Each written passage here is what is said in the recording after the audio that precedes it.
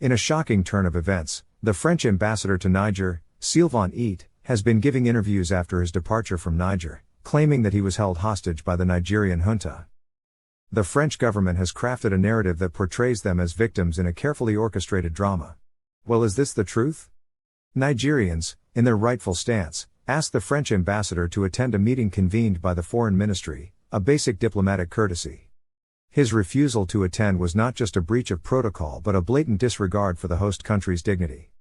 Niger, a nation asserting its independence, asked the ambassador to depart, giving a generous window of 48 hours, which was met with stubborn refusal.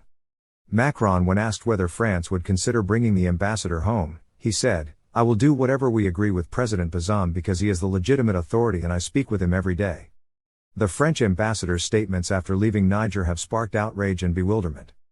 His portrayal of himself as a hostage, confined within the walls of the embassy, paints a picture of a nation under siege.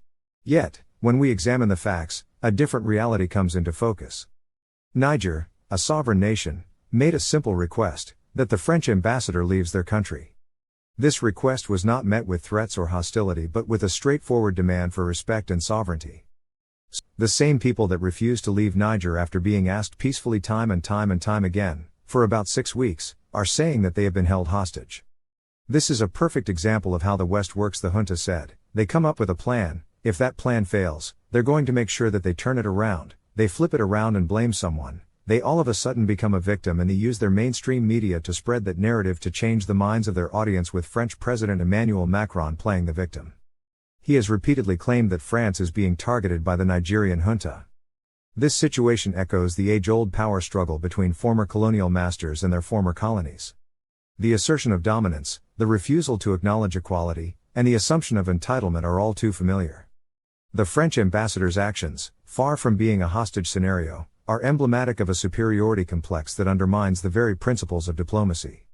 In the face of such incidents, we are compelled to ponder, how can genuine diplomacy flourish in an atmosphere tainted by ego, entitlement, and a refusal to acknowledge equality? As we confront these questions, it is crucial to reevaluate the foundations upon which international relations are built and strive for a world where mutual respect and understanding reign supreme.